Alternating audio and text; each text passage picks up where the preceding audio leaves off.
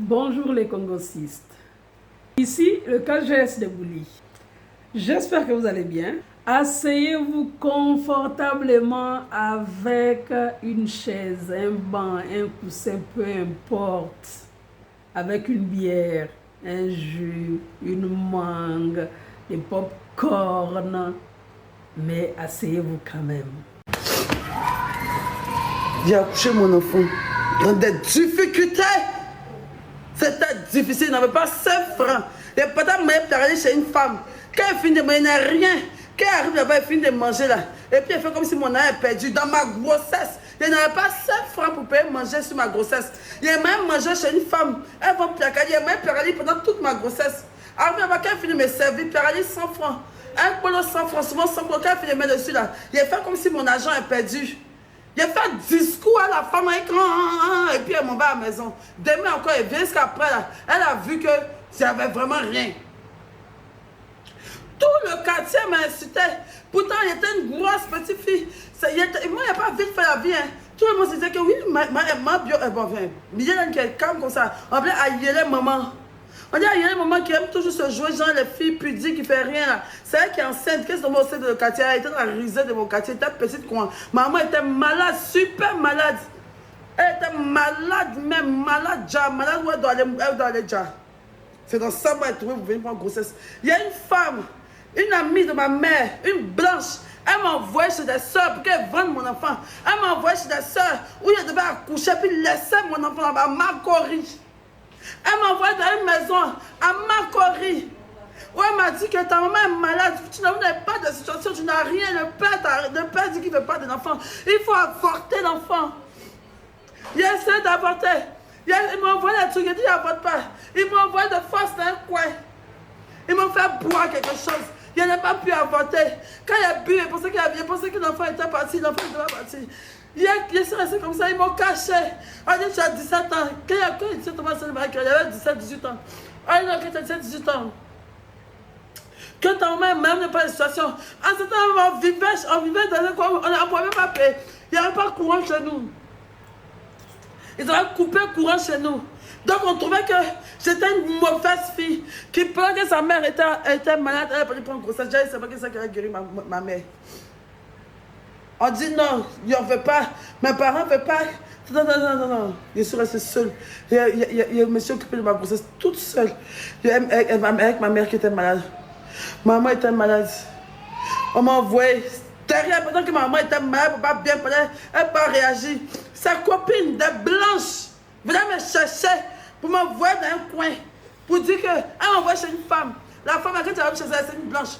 Toute sa maison a ses photos des enfants noirs. Elle est blanche, les enfants noirs, les blancs. Elle dit qu'elle va me faire accoucher chez des soeurs. Et bien, elle va prendre ma mari qui est en adoption pour l'envoyer en France. Elle m'a montré photos des jambes. Elle prend les enfants des folles dans la rue. Même dans les villages, elle prend les enfants des folles. Les enfants des gens, les orphelins, tout ça. On m'a même envoyé dans un orphelinat pour avoir un renseignement pour dire que s'il accouche, je vais laisser mon enfant là-bas. À Makori, il m'a envoyé dans un coin. Il dit quand même tous mes examens que j'ai fait, selon Marie-Kérène, au début de ma grossesse, il faisait ça dans un hôpital où l'hôpital savait déjà que quand il finit d'accoucher, laisse mon enfant là-bas. Je ne vous ai jamais dit ça. Où là-bas, c'est là-bas, donc là-bas, je ne payais rien parce qu'il n'y avait pas les soins. Donc, je n'avais pas les soins, donc j'avais pas, comment ça s'appelle, ils me suivaient gratuitement en fait. Parce que leur enfant était pour moi. J'espère que la première fois, deuxième fois, où on dit on va faire un tour où tu pisses dedans, urine, tout ça. Où ils vont faire tout de sida, il y a point, c'est plus parti. Je vais pas dire à mes camarades. Pour dire que voilà, il y a une tante blanche qui veut vendre mon enfant. Déjà, tout ça, même ma mère ne savait même pas que tout ce travail était malade, elle ne voulait pas les dents. Tiens, vous êtes de tout pour vendre mon enfant. Je dis que c'est pas possible. Je vais galérer avec ma fille, mais si j'ai rien. Je suis restée là avec mon enfant. Je me suis débrouillée. Il gagne ici aujourd'hui, il gagne ici demain. Quand il raquette les gens, je raquette les gens. Il a raquetté les gens jusqu'à mon accouchement. Le jour de mon accouchement de Marie-Kérène, 5 francs n'avait pas. Ma mère n'avait pas 5 francs. Je vous explique mon accouchement. Le jour de mon accouchement, la veille, là, ma mère était tellement malade qu'elle ne pouvait pas parler. Elle avait fait 2 jours.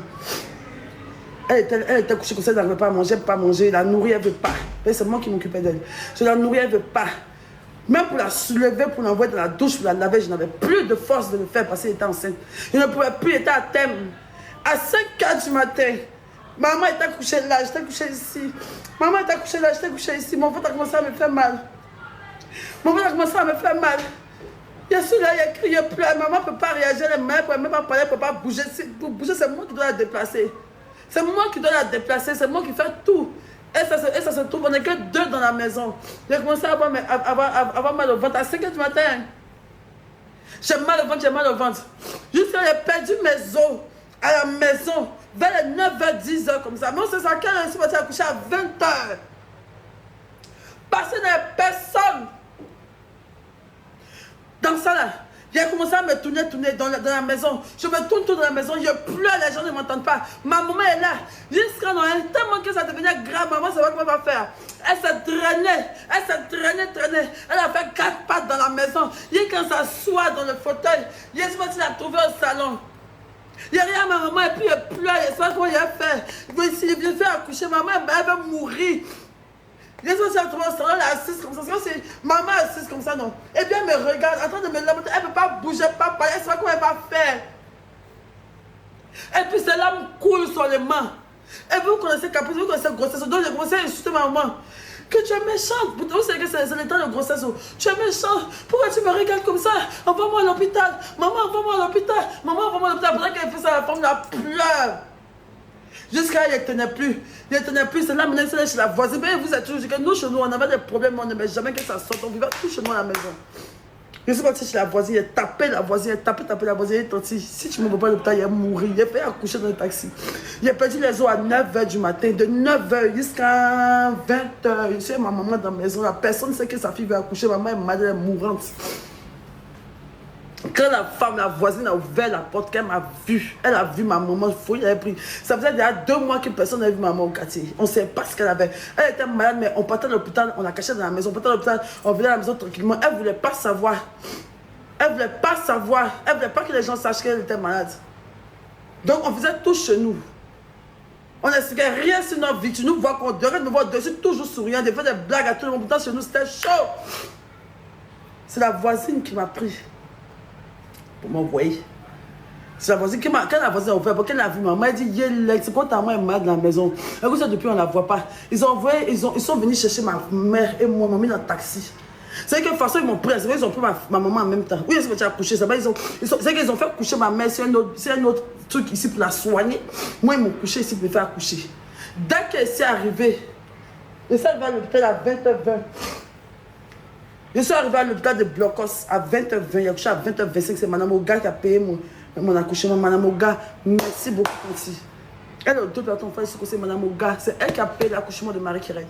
Je ne sais plus ça coûtait combien. C'était à truc, comment ça s'appelle? À la maternité de Blocos. Je vous jure. Dès qu'elle a couché le matin, qu'elle a couché à 20h, c'est quand ma maman, quand elle a couché, maman, il y a vu maintenant maman, ils ont mis les seringues si elle. Et tout ça. Parce qu'on n'avait rien, même pour avoir à l'hôpital, on n'avait plus l'argent. Peut-être qu'elle allait mourir dans la maison, parce qu'on n'avait rien. Mme Oga a payé l'accouchement de ma fille, elle a payé l'hospitalisation de ma mère. Quand elle a accouché, quand ma maman a vu l'enfant là, elle dit merci Jésus. Ma mère n'avait pas parlé depuis combien de semaines? Ma maman ne parlait plus. Même quand elle était en train d'accoucher devant elle, elle ne parlait pas. Quand elle a vu sa petite fille là, elle dit merci mon Dieu, merci Seigneur. Depuis le jour où on a accouché, moi jusqu'à la mort de maman, elle a guéri, elle dit grosse, elle a repris toute sa vie. C'est comme si Marie est venue ressusciter ma mère. C'est pas en 2015, maman devait mourir, c'était bien avant ça. En 2009, elle était déjà cadavre même quand elle partait accoucher. Mais quand elle a vu sa petite fille qu'on voulait que j'avorte, ça lui a redonné une lieu d'espoir. Elle est revenue en même temps, elle a guéri, elle a grossi.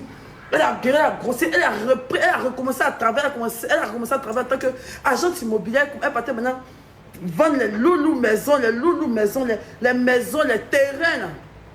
Jusqu'à ce que la maladie la refrappe encore, puis elle vient de s'asseoir. C'est comme ça, il y a eu Marie-Kirène dans la douleur. Et je n'avais rien. Dans ça, j'avais une marraine là-bas. Parce que les gens me mettaient fatiguée. Maman m'a toujours appelé pour inquiéter les gens pour soigner maman. Donc même mon affaire de grossesse, les gens étaient fatigués de moi. Pas soigner ta maman, pas venir faire truc. Donc dans ça maintenant, Donc maintenant, j'ai accouché ma fille tranquillement. Mes amis sont venus me voir. J'étais la star au quartier. Il a accouché. Mes amis ont cotisé pour moi. C'est la cotisation de mes amis. Première, c'est pour faire tout ça de mon enfant. Cotisation de mes amis du quartier. Là. Ils sont déjà à son conseil en même temps. Il y a que je n'ai jamais fait trousseau de ma fille quand elle est née. Je n'avais pas d'argent de trousseau. Marie-Claire, j'ai accouché Marie-Claire sans trousseau. Je n'avais pas 5 francs. Même transport pour aller à l'hôpital, je n'avais pas. Genre, il pas trop quoi. Tiens, genre, c'est Marie-Claire, bien. Tu m'as dit, oh.